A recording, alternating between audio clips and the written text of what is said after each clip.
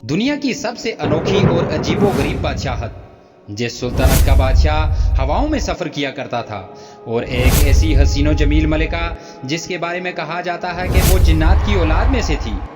ये मलिका अपनी सुल्तानत की सबसे ज़्यादा खूबसूरत शहजादी थी, जिसकी कौम आग और सूरज की पूजा किया करती थी।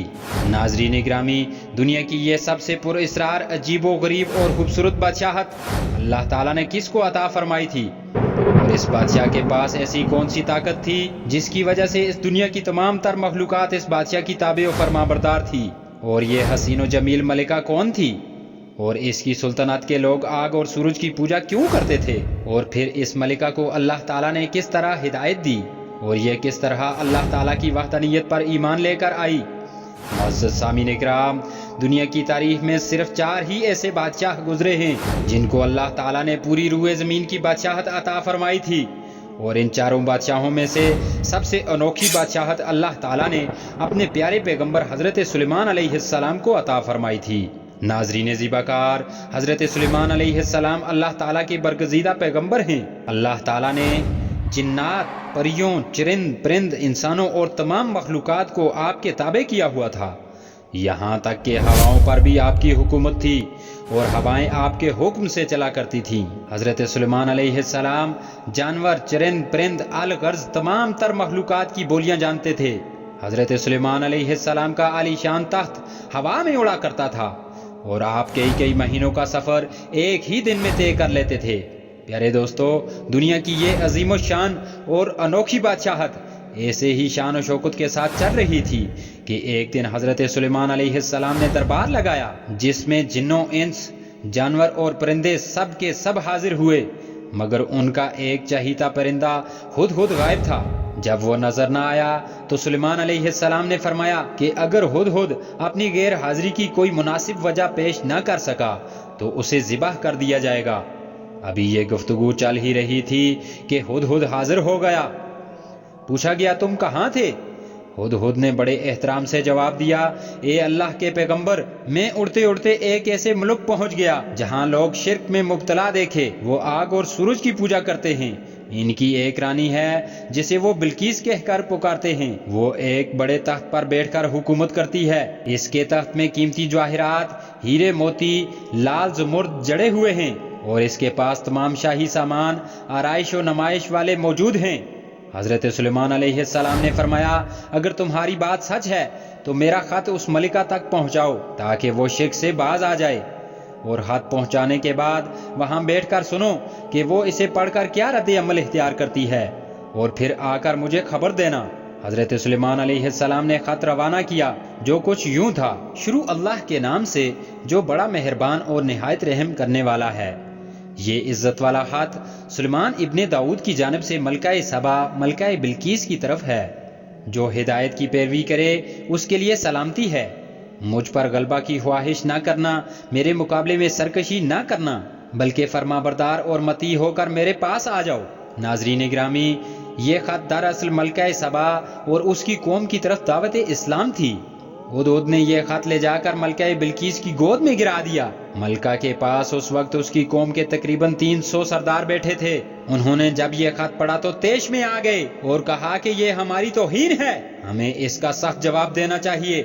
मगर मलिका बहुत समझदार थी। उसने उन्हें समझाया कि ख़त से पता चल रहा है कि यह कोई आम शख्स नहीं है, बल्कि खुदा का कोई पैगंबर लग रहा है, लिहाजा हमें हिकमत से काम लेना चाहिए। वो कहने लगी कि मैं हज़रत सुलेमान अलैहिस्सलाम की तरफ तोहफा भेजती हूँ। अगर उन्होंने कबूल कर लिया तो फिर वो बादशाह हैं, तो इस सूरत में फिर मैं उनसे जंग करूँगी, लेकिन अगर उन्होंने तोहफा कबूल न किया तो मैं उनकी पैरवी करूँगी, क्योंकि वो नबी है। हुदहुद ये सारी गुफ्तगू सुन रहा था। उसने आकर हज़रत सुलेमान अलैहिस्सलाम को सारी बात बता दी।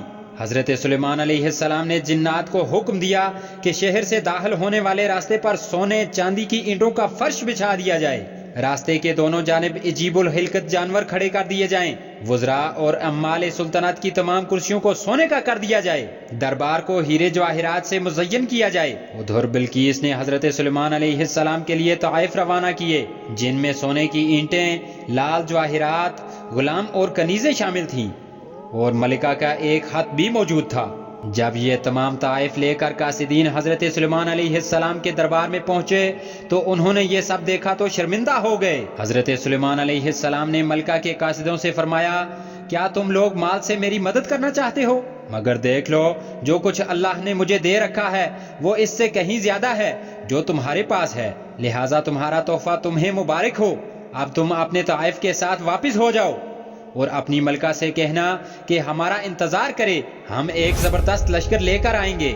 جب یہ خبر ملکہ بلقیس تک پہنچی تو وہ سمجھ گئی کہ واقعی یہ کوئی اللہ کا نبی ہے، لہٰذا اس نے جنگ کے بجائے حضرت سلیمان علیہ السلام کے دربار میں حاضر ہو کر اپنی اطاعت کا یقین دلانے کا فیصلہ کیا۔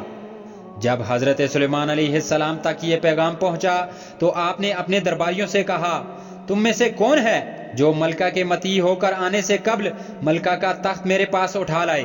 ایک دیو ہیکل جن کہنے لگا کہ اے اللہ کے نبی، میں آپ کا دربار برخاست ہونے سے قبل اس تخت کو یہاں لے آؤں گا۔ میں اس کام کی پوری قوت رکھتا ہوں اور میں امانت دار بھی ہوں۔ اس کے بعد پھر ایک اور شخص جس کے پاس کتاب کا علم تھا، اس نے کہا، میں یہ تخت آپ کے پلک جھپکنے سے قبل ہی لا دوں گا۔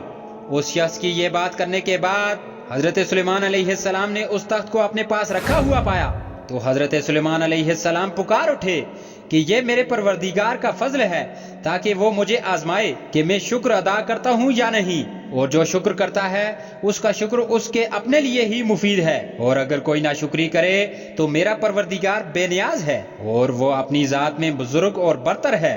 ناظرین گرامی، مفسرین کے مطابق وہ شخص حضرت سلیمان علیہ السلام کا کوئی دوست تھا جس کا نام آصف بن برکھیا بتایا جاتا ہے، اور یہ بھی کہا گیا ہے کہ وہ آپ کا خالہ زاد بھائی تھا۔ ناظرین گرامی، کہا جاتا ہے کہ اس تخت کی لمبائی 80 ہاتھ، چوڑائی 40 ہاتھ اور اونچائی 30 ہاتھ تھی۔ اس میں موتی، سرخ یاقوت، سبز زمرد جڑے ہوئے تھے۔ حضرت سلیمان علیہ السلام نے اس تخت میں رد و بدل کر دیا اور اسے پہلے سے بھی زیادہ بہتر بنا دیا۔ جب ملکہ بلقیس حضرت سلیمان علیہ السلام کے دربار میں حاضر ہوئی تو یہ دیکھ کر حیران رہ گئی کہ اس کا تخت تو پہلے سے ہی وہاں موجود تھا۔ تخت کو دیکھنے کے بعد وہ کہنے لگی کہ یہ تو ہو بہو میرے تخت جیسا ہے، بلکہ مجھے لگتا ہے کہ یہی میرا تخت ہے۔ اس کے بعد پھر کہنے لگی، ہمیں تو پہلے ہی معلوم ہو چکا تھا، گویا ہم پہلے سے ہی فرمانبردار ہو چکے ہیں۔ ناظرین گرامی، بلقیس کے آنے سے پہلے حضرت سلیمان علیہ السلام نے ایک ایسی عمارت بنانے کا حکم دیا تھا جس کا فرش شیشے کا ہو، جس کے نیچے پانی جاری ہو، پانی میں مچھلیاں اور دوسرے آبی جانور ہوں۔ لہٰذا حضرت سلیمان علیہ السلام کے حکم کے مطابق اس طرح کی عمارت کو تعمیر کر دیا گیا۔ حضرت سلیمان علیہ السلام اس عمارت میں اپنے شاہی تخت پر جلوہ افروز تھے اور شیشے کے نیچے سے پانی اپنی پوری آب و تاب کے ساتھ بہہ رہا تھا، جبکہ اس کے اوپر شیشہ نظر ہی نہیں آتا تھا۔ ملکہ بلقیس کو اس محل میں لایا گیا۔ جب اس نے فرش کو دیکھا تو وہ سمجھی شاید یہ پانی کا ایک حوض ہے، لہٰذا اس نے اپنی پنڈلیوں سے کپڑا اوپر اٹھا لیا۔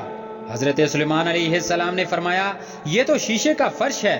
تب وہ شرمندہ ہوئی اور بول اٹھی، اے میرے پروردگار، میں سورج کی پوجا کر کے اپنے آپ پر ظلم کرتی رہی، اور اب میں حضرت سلیمان علیہ السلام کے ہاتھ اللہ رب العزت کے دین کی اطاعت قبول کرتی ہوں۔ لہٰذا ملکہ بلقیس پر یہ ظاہر ہو گیا کہ جس طرح وہ شیشے کے صحن کو پانی کا لہریں مارنے والا گہرا حوض سمجھ بیٹھی تھی، اسی طرح اس نے اور اس کی قوم نے سورج کی چمک دھمک کو دیکھ کر اسے معبود اور خدا سمجھ بیٹھے تھے۔